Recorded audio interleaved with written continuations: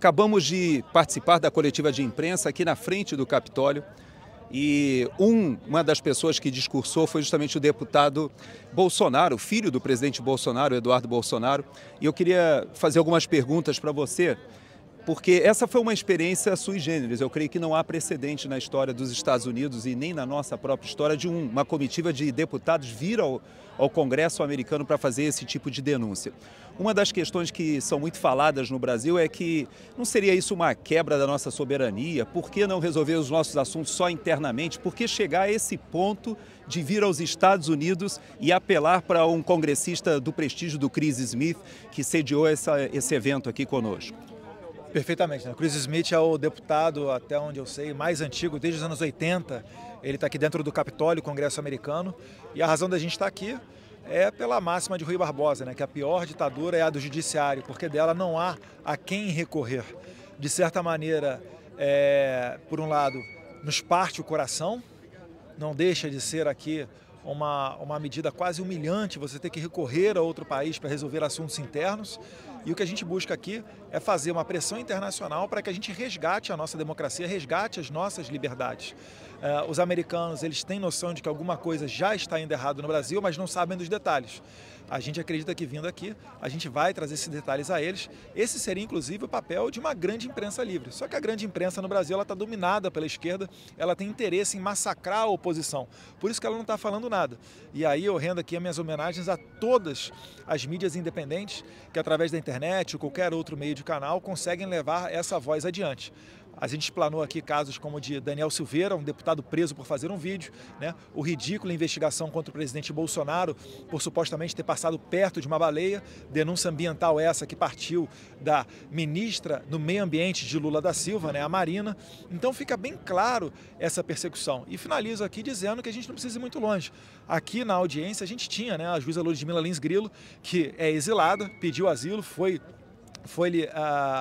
aprovado o asilo aqui nos Estados Unidos.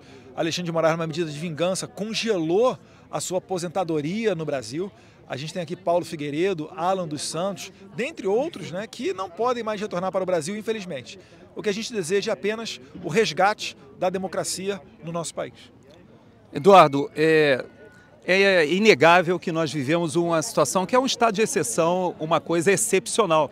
Inclusive, aquela frase da ministra Carmen Lúcia, dizendo que ali seria algo excepcionalíssimo, na verdade acabou se tornando banal e se tornando rotina. Nós tivemos a notícia ontem de que as quatro pessoas que ficaram presas, e mais o deputado estadual lá do Espírito Santo, que ficaram 1 ano presos por um problema interno do Espírito Santo, eles foram declarados como sem nenhum tipo de prova contra eles. Ou seja, 4 cidadãos, um vereador, um jornalista, um radialista e um pastor, e mais um deputado estadual, agora que também é candidato ali a prefeito em Vitória, todos foram envolvidos numa perseguição política do Estado do Espírito Santo que acabou migrando para o Supremo Tribunal Federal.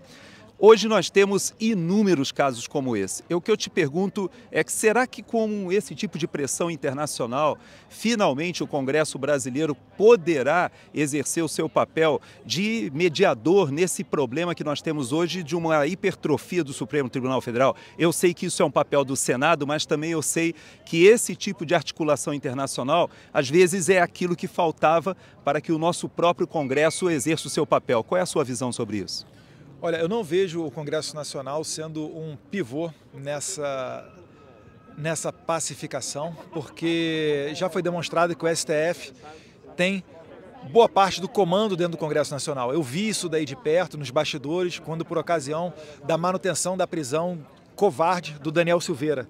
Né, os bastidores ali dando conta de que autoridades telefonaram para líderes partidários, obrigando eles a votar a favor da manutenção da prisão do Daniel Silveira. Isso não ocorreu na Assembleia Legislativa porque o STF não julga os deputados estaduais.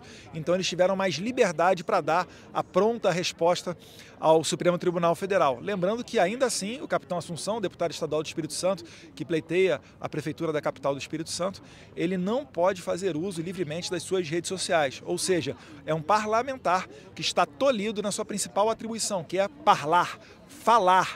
Então, o que está acontecendo com o Brasil é uma atrocidade. A gente tem na nossa Constituição, artigo 53, né, a garantia da imunidade parlamentar. E eu lembro que ainda em 2001, esse texto constitucional ele foi alterado para dar ainda mais segurança, foi inserida a palavra quaisquer nesse artigo, dando conta de que deputados e senadores são imunes civil e penalmente por quaisquer de suas opiniões, palavras e votos. Então, eu não vejo o Congresso Nacional, pelo menos essa atual composição, né, conseguindo dar um freio em Alexandre de Moraes. Você bem lembrou da questão do julgamento, onde a ministra Carmen Lúcia fala que um sistema excepcional, quase que ela fala, né, inconstitucional, seria vigente até as eleições para garantir a democracia, utilizando-se de meios não antidemocráticos. E qualquer um que estuda história sabe que isso sempre começa assim e sempre acaba numa ditadura, que é o que a gente está tendo agora. Porque um ditador, ele tem sede de poder. Ele nunca é uma pessoa que abre mão do poder por livre e espontânea vontade. É preciso uma força maior para obrigá-lo a fazê-lo. Quem sabe essa força não vem aqui de fora. Finalizando, lembrando que aqui nos Estados Unidos nós ainda teremos esse ano eleições e amanhã uma parte dessa delegação aqui, dessa comitiva de deputados, vai se encontrar com o presidente Donald Trump, onde nós entregaremos uma carta a ele expondo esses casos bizarros de atropelo da Constituição. Por tradição, os Estados Unidos sanciona, né, autoridades que não cumprem com o papel das liberdades ou, por vezes, que tem uma conexão com o crime. Vamos ver o que vai sair daí.